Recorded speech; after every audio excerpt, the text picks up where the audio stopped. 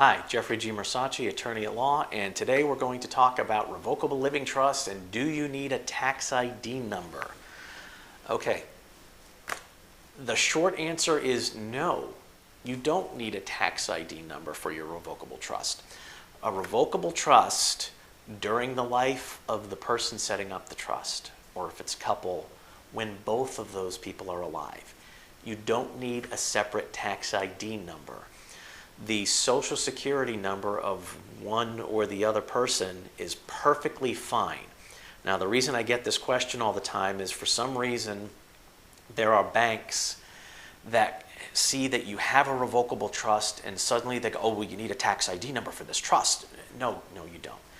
One of the things that we provide for all of our clients when we list out the recommendations for what accounts need to be transferred into the trust or how beneficiaries need to be changed is we put in a little couple of page memorandum about why a taxpayer ID number is not needed, and that's easy enough to just hand to the person at the bank if they're being difficult. Your social security number is perfectly fine with that. When you get to the point where you have an irrevocable trust, or in some cases for our couples, when they have the joint trust and one of them passes on, for tax reasons, we may be sectioning off part of that trust as the deceased spouse is part of the trust.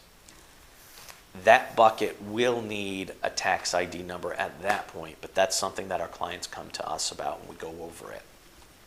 But just in general, for most of my clients, they do not need a separate taxpayer ID number.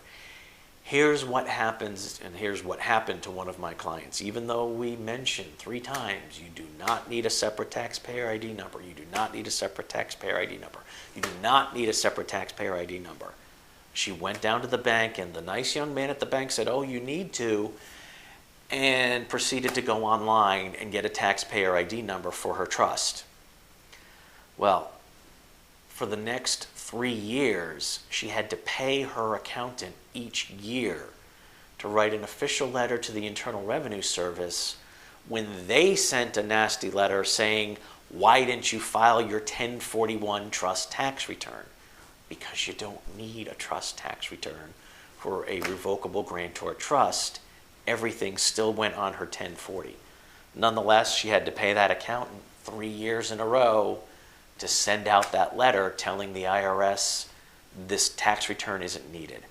So please, before anybody talks you into getting a taxpayer ID number for a revocable trust, contact me, contact our office. We have a nice, friendly staff. We're happy to answer questions about that.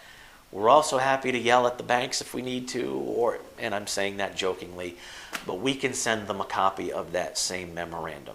You can give us a call at 919-844-7993. Thank you and have a great day.